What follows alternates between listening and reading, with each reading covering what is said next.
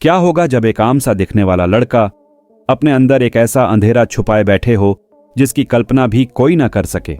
एक शहर, लगातार हो रही रहस्यमयी हत्याएं और पुलिस के सामने उभरने लगता है सिर्फ एक ही नाम, स्टीफन। कौन है ये स्टीफन? क्यों हर सुराग इसी की ओर इशारा करता है? और उसके अतीत में ऐसा क्या हुआ था जिसने उसकी हंसी, उसकी मासूमियत, सब कुछ निगल लिया? तो तैयार हो जाइए एक ऐसी साइकोलॉजिकल क्राइम थ्रिलर की कहानी सुनने के लिए जहां हर पल आपका दिमाग सवालों में उलझा रहेगा।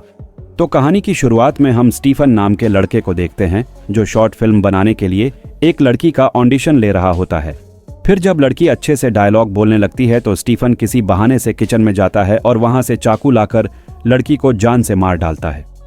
इसी तरह से हम आए दिन स्टीफन को नई नई लड़कियों का ऑडिशन लेते देखते हैं और वह इसी तरह से उन लड़कियों को मारे जा रहा था। इसके बाद हम एक पुलिस वाले राजू को देखते हैं जो एक सीरियल किलर को ही ढूंढ रहा था, क्योंकि अब तक 9 लड़कियों का खून हो चुका है, पर अभी तक पुलिस को एक भी लाश नहीं मिली। हालांकि पुलिस के पास सीरियल किलर का स्केच है जो कि स्टीफन का ही था, यानी पुलिस को सच पता चल गया। इसके बाद पुलिस वाले स्टीफन के घर की ओर जाने लगते हैं।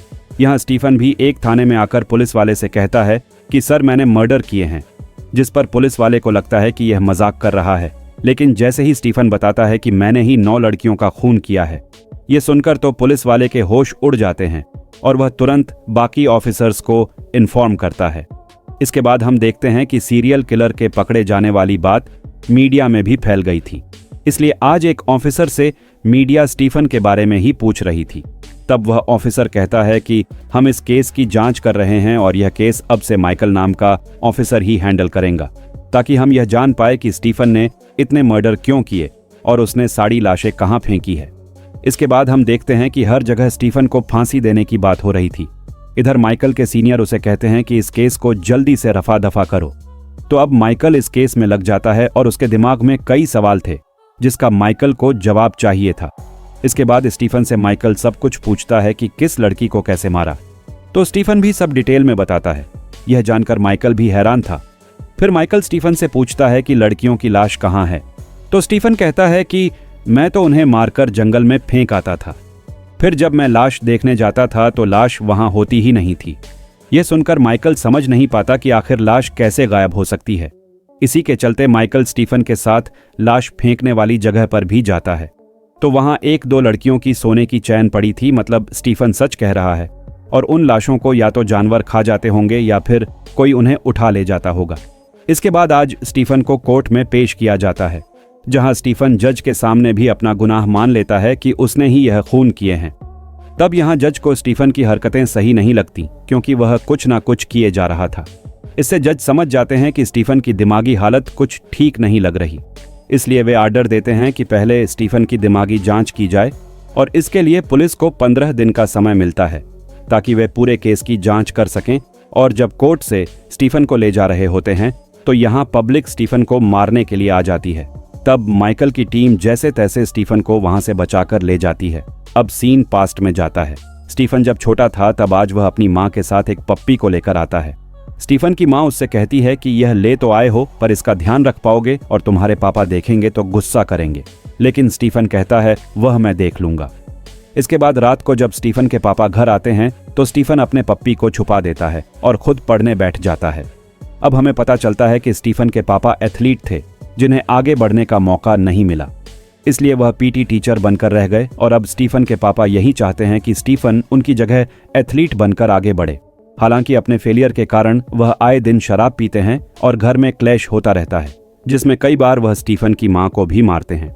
अब थोड़ी ही देर में स्टीफन देखता है कि उसका पप्पी तो उसके पापा के पास आ गया है। यह देखकर स्टीफन के पापा भड़कने लगते हैं कि यह पिल्ला मेरे घर कैसे आया। इसी बात पर वह स्टीफन की मां का गला दबाने लगते हैं और स्टीफन देखता है कि पापा ने पप्पी को मार डाला। तब स्टीफन तो रोने लगता है और उसकी मां पप्पी को दफना आती है। अब सीन प्रेजेंट में आता है और सीमा नाम की एक साइकेट्रिस्ट को स्टीफन के दिमागी जांच करने के आर्डर मिले थे, इसलिए वह स्टीफन से सवाल जवाब करने लगती है। तब स्टीफन भी सब सही से बताता है और वह यहाँ अपने बचपन की बात बताने लगता है कि कैसे उसके पापा शराब पीकर उसे और उसकी मां को मारते थे। फिर स्टीफन कहता है कि मेरी कहानी बाद में बदल गई थी। अब सीन दोबारा पास्ट में जाता है और आज स्टीफन अपनी मां के साथ हॉस्पिटल आया था क्योंकि उसके पापा को पीटा गया है, क्योंकि स्टीफन के पापा ने एसआई की बेटी की कपड़े बदलते हुए वीडियो वायरल कर दी, जिसके चलते एसआई की बेटी आत्महत्या करने वाली थी, पर उसे बचा लिया गया और इस कारण से स्टीफन के पापा को पीटा गया था। अब यहाँ स्टीफन की मां जब अपने पति के सामने आती है तो स्टीफन के पापा अभी भी उसकी मां पर रौब दिखा रहे थे। इससे स्टीफन की मां को बहुत गुस्सा आता है और वह उन्हें बुरी तरह से मारने लगती है, जिसके बाद स्टीफन की मां अपना केक का बिजनेस, जो अपने पति के चलते बंद कर दिया था, उसे दोबारा खोलती है और धीरे धीरे करके उन्होंने पूरे घर को अपने अंडर कर लिया था, जहां उन्होंने अपने पति को कोई दवाई देनी शुरू कर दी थी। इसके चलते स्टीफन के पापा स्टीफन की मां से डरने लगे थे। फिर स्टीफन सीमा से कहता है कि दुनिया की नजरों में तो हमारा परिवार एकदम नॉर्मल था, पर अंदर से मेरे घर वाले अजीब थे। मेरी मां ने पहले बहुत जुल्म सहे, इसलिए अब वह पापा पर जुल्म करने लगी। हालांकि एक दिन जब स्टीफन के घर कुछ मेहमान आते हैं तो यहाँ स्टीफन की मां ऐसे दिखाती है जैसे आज भी स्टीफन के पापा की चलती है, पर स्टीफन जानता था यह सब ढोंग है दुनिया को दिखाने के लिए। अब सीन प्रेजेंट में आता है और सीमा माइकल के साथ थी। वह बताती है कि यह स्टीफन का समझ नहीं आ रहा कि यह सच कह रहा है या झूठ। मुझे इसके कुछ और टेस्ट करने होंगे, क्योंकि कभी तो वह एकदम नॉर्मल हो जाता है तो कभी वह ऐसे बिहेव करता है कि वह पूरा पागल हो। तब माइकल कहता है कि हमें सच तक पहुंचना ही पड़ेगा और स्टीफन के पापा के खिलाफ तो केस भी दर्ज है, जहां उन्होंने पहले अपनी बीवी को मारा, उसके बाद चाकू से खुद की जान ले ली। फिर अगले दिन से सीमा उन परिवार वालों से मिलने लगती है जिनकी बच्चियों को स्टीफन ने मार दिया। वहीं माइकल भी स्टीफन की जानकारी निकालने चल दिया था, क्योंकि इन्हें जानना था कि स्टीफन सच कह रहा है या झूठ। तब माइकल को स्टीफन के पड़ोसी बताते हैं कि बचपन से स्टीफन अकेले ही रहता था, हमें तो विश्वास नहीं होता कि वह ऐसा भी कर सकता है। इसके बाद माइकल स्टीफन के बचपन के दोस्त को मिलने बुलाता है। वह बताता है कि स्टीफन के परिवार वाले अच्छे तो थे, लेकिन एक बार जब हम वीडियो गेम खेल रहे थे तब स्टीफन की मां ने मुझे घर से जाने को कहा और वह स्टीफन को पीटने लगी। इस पर स्टीफन भी बस रोता रह गया। यह सुनकर माइकल सोचने लगता है कि शायद स्टीफन सच कह रहा होगा, उसका परिवार सच में अजीब हो सकता है। अब इसके बाद माइकल उस एसआई से मिलने जाता है जिसकी बेटी की वीडियो स्टीफन के पापा ने वायरल की थी। तब वह एसआई बताता है कि स्टीफन के पापा ने आत्महत्या नहीं की थी, बल्कि उसे तो खुद स्टीफन ने मारा था। असल में उस रात स्टीफन के बाप का थाने में फोन आया। वो बताता है कि उसने अपनी पत्नी को मार डाला, इसलिए हम उसके घर की ओर जाने लगे और वहां जाकर पता चला कि स्टीफन का बाप उसे भी मारने वाला था। इसलिए अपनी जान बचाने के लिए स्टीफन ने उन्हें मार दिया। आगे एसआई कहता है कि मुझे इसमें स्टीफन की कोई गलती नहीं दिखी, इसलिए मैंने यह केस आत्महत्या का बना दिया। यह सुनकर माइकल कहता है कि काश आपने स्टीफन को उस समय सजा दी होती तो आज वह सीरियल किलर ना बनता। अब यहां से यह सारी बात माइकल सीमा को बताने आता है और सीमा कहती है कि अब हम स्टीफन का यह सच जानते हैं। इससे पता चल सकता है कि वह सच कह रहा है या झूठ। हम उसे यही सवाल कल पूछेंगे। अब यहां से सीन वापस पास्ट में जाता है, जहां स्टीफन बड़ा हो चुका था और स्टीफन की मां ने स्टीफन के पापा को अपना नौकर ही बना लिया था, जिससे वह बहुत डरते थे। फिर यहां स्टीफन के पापा कहते हैं कि बेटा मुझे साफ सफाई करनी है, इसलिए तू अपनी मां की साड़ी प्रेस कर दे, उसे आज यही साड़ी पहननी है, वह घर कभी भी आती होगी। तब स्टीफन अपने पापा की बात मानकर साड़ी प्रेस करने लगता है। उसी समय एक कुरियर वाला आता है जो स्टीफन को एक लेटर देता है। तब स्टीफन को पता चलता है कि उसे चेन्नई में जॉब मिली है, इसलिए वह खुश हो जाता है। इससे उसके पापा भी खुश हो गए थे। लेकिन यहाँ स्टीफन को याद आता है कि वह साड़ी पर प्रेस छोड़ आया और यह जाकर देखते हैं कि साड़ी तो जल गई है। इससे स्टीफन के पापा कहते हैं कि अब तेरी माँ देखेगी तो मुझे मारेगी, जिस पर स्टीफन कहता है कि कुछ नहीं होगा, आप बस मेरे साथ चलिए, हम ऐसी ही नई साड़ी ले आएंगे, माँ को पता नहीं चलेगा। जिसके बाद काफी सालों से बंद स्टीफन के पापा आज स्टीफन के साथ बाहर निकलते हैं, जिससे उन्हें बहुत अच्छा लगता है। फिर स्टीफन जाकर वैसी ही नई साड़ी ले आता है और ये लोग घूम रहे होते हैं। तब स्टीफन के पापा कहते हैं कि बेटा कई सालों से सिगरेट नहीं पी तो एक पिला दे। तब स्टीफन उन्हें सिगरेट पिलाता है। सिगरेट पीकर तो उन्हें काफी अच्छा लगता है, इसलिए वह एक बार और सिगरेट पीने लगते हैं। जिसके बाद यह दोनों चुपचाप घर आ जाते हैं। हालांकि घर आते ही स्टीफन की मां को पता चल जाता है कि उसका पति घर से बाहर निकला था, इसीलिए वह उन्हें मारने लगती है। तब स्टीफन अपने पापा को बचाने आता है तो उसकी मां उसे भी मारने लगती है कि जरूर यह तेरा काम होगा, तेरी इतनी हिम्मत कैसे हुई कि मेरी इजाजत के बिना तू बाहर चला जाए। तब हमें पता चलता है कि स्टीफन की मां अपने पति और बच्चे दोनों को कंट्रोल में करके रखती है। उन्हें नहीं पसंद कि यह दोनों अपनी मनमानी करें। उसी समय स्टीफन की मां के हाथ स्टीफन का जॉब लेटर लगता है, जो वह देखकर कहती है कि तू अब बाहर जाएगा तो हमें तो भूल ही जाएगा। इसलिए वह स्टीफन का जॉब लेटर फाड़ देती है। इस पर स्टीफन को बहुत गुस्सा आता है तो उसकी माँ कहती है कि तुम बाप बेटे दोनों घर में ही रहोगे। यह सुनकर स्टीफन किचन में जाता है और वहां से चाकू लाकर अपनी माँ को मार देता है। स्टीफन के पापा यह देखकर खुश हो जाते हैं कि तूने यह कितना अच्छा काम किया है, इसलिए वह कहते हैं कि कोई भी पूछे तो कहना यह खून मैंने किया है। इसलिए स्टीफन के पापा उस खून का इल्जाम अपने सर पर ले लेते हैं और पुलिस को भी फोन करके बता देते हैं कि मैंने अपनी पत्नी को मार डाला। और स्टीफन अपनी माँ को मारने के बाद सदमे में आ गया था। इसके बाद स्टीफन का एकदम से दिमाग घूमता है और वह अपने पापा को भी मार डालता है। अब सीन प्रेजेंट में आता है और यह बात स्टीफन ने सीमा को बताई थी, जो जानकर सीमा हैरान थी। फिर अगले दिन यह बात वह माइकल से बताती है कि स्टीफन ने ही अपने मम्मी पापा को मारा है। तो माइकल कहता है कि अब हम यह तो प्रूव नहीं कर सकते, लेकिन हमारे हाथ एक सुराग लगा है। यहाँ माइकल एक वीडियो दिखाता है जिसमें स्टीफन पहले जिस बिल्डिंग में रहता था वहां का वॉचमैन बताता है कि स्टीफन के साथ कोई लड़की भी रहती थी, अब पता नहीं वह कहाँ गई। फिर माइकल कहता है कि स्टीफन सरेंडर करने वाले दिन पहले चर्च गया था, जिस पर सीमा कहती है कि स्टीफन तो गॉड को मानता ही नहीं, यानी वह किसी से मिलने गया होगा। साथ ही स्टीफन के घर से एक बैंड भी मिला था जिस पर उसी चर्च का नाम है, यानी हो सकता है कि स्टीफन का कोई साथी चर्च से कनेक्टेड हो और वह कोई लड़की हो सकती है। इसी सिलसिले में पता करने माइकल और सीमा फादर के पास आते हैं और वह उनसे स्टीफन जिस दिन चर्च आया था उस दिन चर्च में आई लड़कियों की लिस्ट ले लेते हैं। फिर वह उन लड़कियों की लिस्ट के जरिए ही उस लड़की को ढूंढने की सोचते हैं जो स्टीफन से मिली हो सकती है। इसके बाद सीमा स्टीफन से मिलने आती है और उसे सवाल जवाब करने लगती है। तब स्टीफन भी आराम से सबके जवाब दे रहा था। फिर जैसे ही सीमा स्टीफन से चेन्नई वाले फ्लैट के बारे में पूछती है तो स्टीफन चुप हो जाता है और कहता है कि बाकी के सवाल आप कल कर लेना। यह सुनकर सीमा समझ जाती है कि स्टीफन का चेन्नई से कुछ कनेक्शन है। यह बात सीमा माइकल को भी बता देती है। इधर माइकल फादर से रिक्वेस्ट करता है कि 22 से 25 साल की उन लड़कियों को आप चर्च बुलाइए जो उस दिन स्टीफन के आने पर मौजूद थीं। तब फादर भी मान जाते हैं और वह उन सारी लड़कियों को चर्च बुला लेते हैं। यहाँ माइकल भी सारी लड़कियों पर नजर रख रहा था। यहाँ हैरानी वाली बात थी कि 7 से 8 लड़कियां चर्च नहीं आती, जिससे माइकल को लगता है कि कहीं इन्हें मार तो नहीं दिया स्टीफन ने।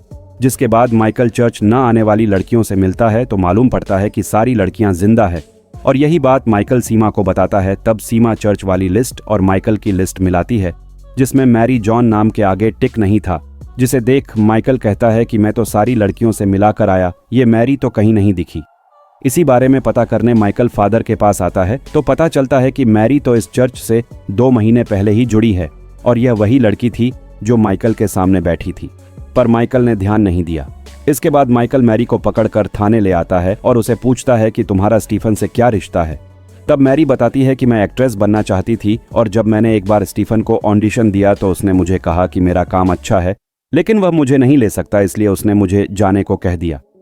फिर यहाँ से सीन पास्ट में जाता है जहाँ स्टीफन मैरी की एक्टिंग देखकर उसे कहता है कि तुम्हें देखकर ना जाने क्यों दिल भर आया, और वह मैरी के सामने कन्फेस कर देता है कि मैं अब तक 9 लड़कियों को ऑडिशन के नाम पर मार चुका हूँ और 10वीं तुम थी। यह सुनकर तो मैरी के होश उड़ जाते हैं। फिर स्टीफन कहता है कि अब मैं खुद को पुलिस के हवाले कर दूंगा क्योंकि मुझे तुम में कोई सच्चाई दिखी है। इसलिए स्टीफन मैरी को उसके घर भी छोड़ने जाता है और कहता है कि एक बार मैं सरेंडर करने से पहले तुम्हें देखना चाहता हूँ। तब मैरी कहती है कि कल मैं चर्च जाऊंगी, वहीं आ जाना। इसी के चलते स्टीफन मैरी को देखने चर्च गया था और वहां से निकलते ही उसने सरेंडर कर दिया। ये सुनकर सीमा हैरान थी। अब माइकल पूछता है कि जब स्टीफन पकड़ा गया तो तुमने यह सब बात पुलिस को आकर क्यों नहीं बताई, जिस पर मैरी कहती है कि जब उसने खुद सरेंडर कर दिया तो मुझे लगा मेरी इस गवाही से कोई फर्क नहीं पड़ने वाला।